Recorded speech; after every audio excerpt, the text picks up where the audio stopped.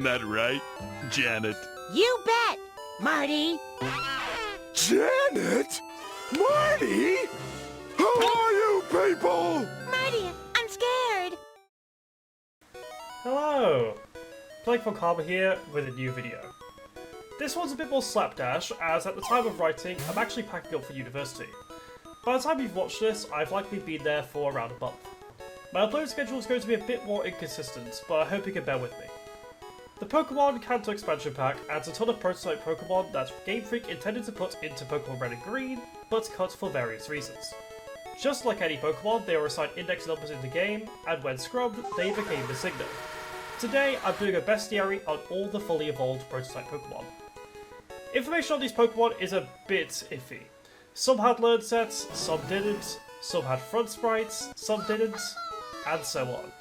Ergo, in some cases, the Pokemon are rooted in fan restorations, most predominantly from Helix Chamber's Pokethon ROM hack, which was used to reveal them. However, we stay as true to the source material as possible, using any and all official media, including the Zamis Clark Gigaleaks, interviews, and sprite sheets that were released over time. On top of this, we also localized some Pokemon, using names given by Nobugasawa to Did You Know Gaming. Additionally, Helix Chamber's nuanced interpretations of these Pokemon are frequently used to fill gaps.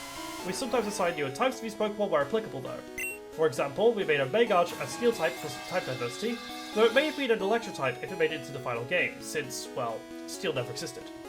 They're very purposefully designed, but also tastefully so. With that said, let's get started in index order. Firstly, we have Omegadge, the Pokemon that Mew replaced in Index 21. I made it a blue collar Steel type with lots of utility moves like Explosion and Thunder Wave. Its primary role is to help balance out Iron Head, a move that benefits immensely from the paralysis-centric nature of Army Y. Using its Steel immunity and super effective Thunderbolts given by the Space World type chart, it can easily swap into these users and gain momentum. If you're looking to play this ROM hack, you'll see this Pokemon during the Silph Co section. It's well and truly a boss Pokemon, and you'll feel it the whole time. Next up, Gawarhed. This Pokemon possibly inspired the dinosaur seen in Microgroup Game Review Volume 14 and later manifested as Tyranitar. However, it has some uniqueness itself. There's an unused baby as well. It's definitely one of the most well-known of the cut Pokemon, and for KEP, I made it into a mono rock type fossil Pokemon with a high special stat. I did this because, in the prototype version of Red and Green, Aerodactyl actually came from a wing fossil, whilst the old Amber still existed. With that in mind, it seems reasonable to believe that a Jurassic Park plot was going on, and Gawarhed's pre-evolution was meant to come from old Amber. After all, it looks like Godzilla, a super ancient dinosaur mutated through nuclear energy, and there's no mono rock type in base Army Y, something that definitely could have manifested in a fossil Pokemon. Given the Godzilla connotations, it definitely would have had a high special, considering its penchant for loosing energy beams at its foes. It fills an interesting niche on that account, though the lack of Earthquake stab makes sure it's not just a better Rhyperior. Nidoreign comes from this strange Nidoran-like back sprite, using Helix Chamber's interpretation. The Nidos are based on the Moon Rabbit, possibly the Chinese incarnation that brews elixirs given the poison typing. So we went with that by making it a rock-poison convergent style evolution. Both Nidorino and Nidorina can become it using a Moonstone, whilst the Poison Stone from the Space World demo of Gold and Silver gives the usual evolutions. To that end, Nidoreign can learn the moves of both Nidorino and Nidorina. It's not very competitive, but for the purposes of in-game playthroughs, it's super powerful. Resisting all the normal and poison type moves thrown around the game is huge. Of course, I've ensured Mount Moon gives access to both versions, so if you prefer to play with Nidoking like myself, well, you can. Balumba is the strange balloon Pokemon seen in some of the early sprite sheets. If I were making a full-on beta recreation, I probably would have made it mono flying type, while restoring the bird type. But given this is an expansion on the final game, I made it a fairy flying type instead. A lot of people imagine this Pokemon to be pink, and it makes sense with its Kirby-like appearance, fitting nicely into the colour-coordinated types that Game Freak enjoys playing with. Plus, being weak to steel, you can imagine a nail punching into a balloon, right? With really high speed and special, along with explosion and hypnosis, it takes a very Gengar-like position in the game, but without breaking into its main niches at all, given it's destroyed by strong physical attacks. Lacking a normal immunity to cover for that really hurts. Boo is reminiscent of Wu from the Ultraman series, a large female monster with shaggy hair that protects an orphaned girl in the snow-capped mountains. When making my Jinx video, I noticed a lot of theories about this Pokemon being merged into Jinx, explaining its ice typing, and I totally see it. Like Jinx, Boo is an Ice-type counterpart of sorts to Electabuzz and Magmar, but even more so. We gave it similar stats and moves, such as Leer and Fight-type attacks, and with a signature Ice Punch, it's a natural fit with all the other Punch yokai. It's a very flavorful Pokemon, being designed to be found in the Seafoam Islands, where Jynx is found in the Japanese blue version. Ramboos is one of the more popular prototype Pokemon, among the few to have a back sprite, learn set, and overall concrete design. It almost definitely became Stantler and Sourcebug. My friend helped with balancing this one, making it a normal grass type with a fairly good shot at beating Snorlax with Razor Leaf. For some reason, in its original learn set, Ramboos got Jump Kick and Thunder Wave as well, which is just disgusting. I love this Pokemon so much. Interestingly, Stantler would go on to get these moves later down the line, possibly showing remnants of this creature. Packing a serious punch and bullying paralyzed Pokemon super well, Ramboos should be a consideration on a lot of your OU teams. Put your Raichu and Ghastly away. Trampel is the Indian elephant that you saw in all of those old Pokédex entries, possibly contrasting with Arbok being an Indian cobra. This Pachyderm Menace is normal ground type, concretely designed to be impossible to paralyze by conventional means. You must commit to Stun Spore or Glare to do it. This, combined with the HP to make 101 HP substitutes, makes it particularly annoying to fight, but also gives a new dimension to substitute usage in RPY. Rhyperior is arguably a better user overall though, having a better attack stat, but if you don't want Snorlax to randomly parasite you, Trampel is far safer and bulkier. I sometimes wonder if Copperajah came from this design, given some of the Indian Elephant Pokédex entries have been retconned to note it instead. Index 62, Gavillain. This Pokemon has been through a few balancing changes over this mod's development, but has settled as a Dragon Electric type. We wanted it to be the Flash Crocodile, given its big eyes and the circumstantial evidence implying it's meant to be a rock tunnel. Godzilla is meant to be an alligator after all. Given this dark cave is close to the power plants and a lot of Flash users are Electric type, it seemed to be a logical choice. Many Blizzard users looking to punish their Dragon typing happen to be Water type, and Gavillain can brutalize them. With Slash under its belt to boost, you bet it packs a physical punch as well. What about Rhyperior and Trampel? Well, Bubblebeam is there, I guess. Look, it's gotta have weaknesses somewhere. Comprising Index 63 and 122, we have Pendragon, a squid Pokemon seemingly cut due to Tentacruel's existence. We only have the back sprite, so I'm using Helix Chamber's interpretation, down to Index 67 being a pre-evolution, though in balancing we took a different direction. In the prototype versions of Pokemon Red and Green, Pendragon had an unknown signature move only known as Squidding, so it was made out of water fairy type using the ink for paintings and calligraphy. I like to imagine Pendragon using its tentacles as futapens, which are Japanese ink brushes. Unlike fellow mollusk Tentacruel, Pendragon has Dazzling Gleam and Hypnosis, meaning that while it is still a Rapper Pokemon, it plays out very differently, blending with fellow Sleep using Rapper Victory Bell. It was almost by accident, but Pendragon became one of the most interesting Pokemon to restore in this ROM hack, being very distinguished from other water types.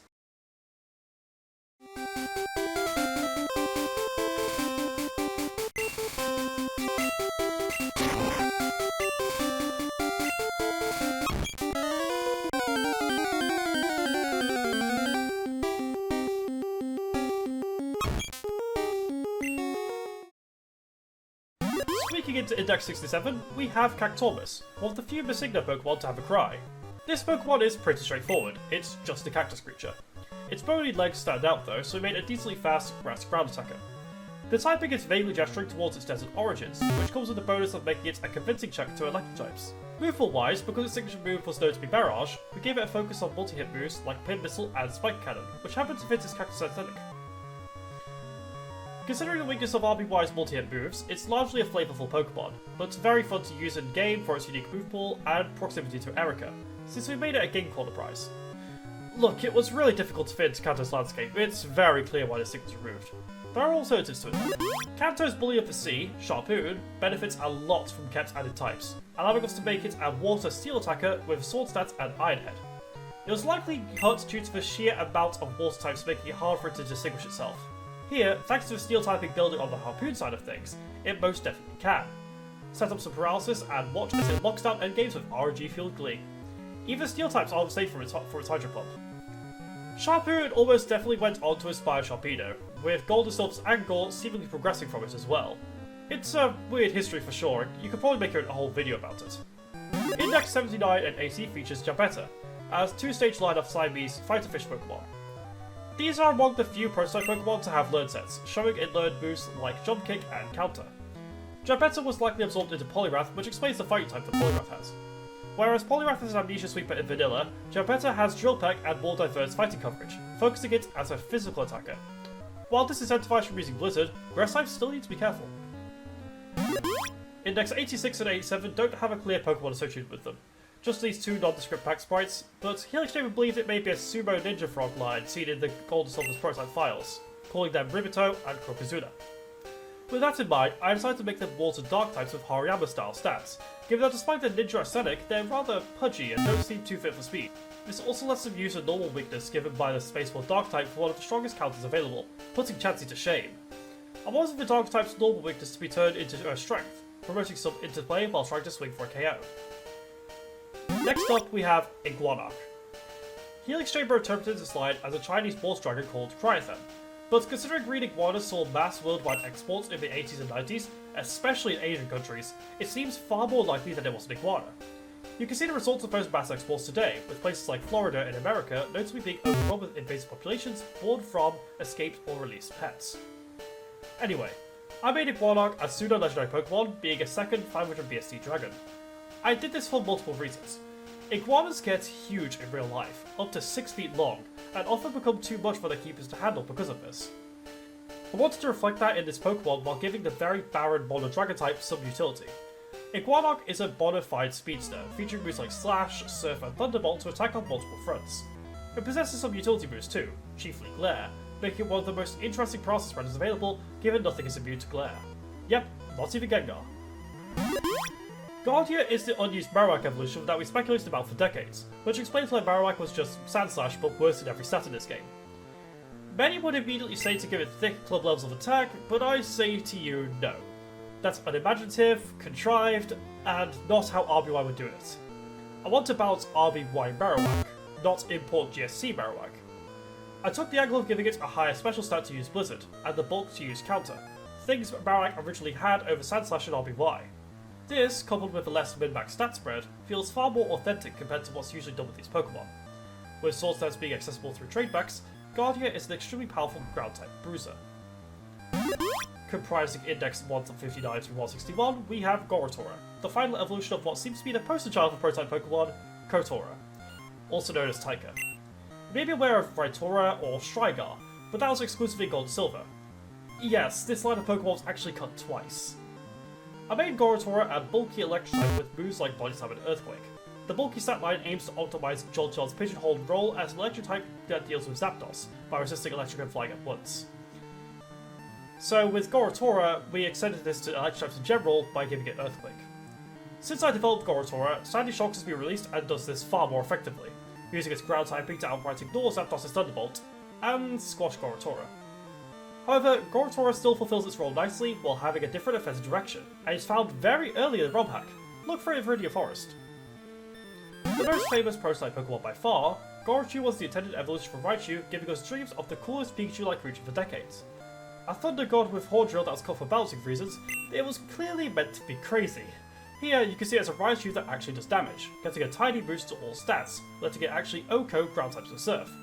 It's not a significant stat buff though, I can definitely see why Game Freak was afraid of this Pokemon, but it's certainly the redemption that Raichu deserves. True to the playground rumours, we made Gorochu a trade evolution, which you can get in-game through an NPC in Cinnabar Lab. But Plaguey, the Pikachu line was originally level-based, why didn't you restore that? You're correct, but this is just really, really cool. And finally, at Index 181, we have Turtles, Wartortle's original evolution, and the original user of the Crobat-like cry in the game's files that was speculated on for years. Being a Minogame, and partly because distinguishing water types is difficult, we made it Water Grass, playing on the tail being Seaweed. Getting moves like Petal Dance to go with it, Turtles plays on the unique defensive and offensive utility provided by its typing, seen with Ludicolo in later generations. It also swaps Blastoise's defense and special, being stronger with special offense and taking hits a bit better overall.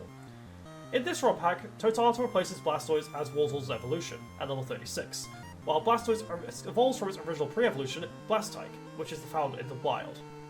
This does result in overlapping starter types, but the lack of Razor Leaf and the time it takes to get Turtle, to me, makes it more justified.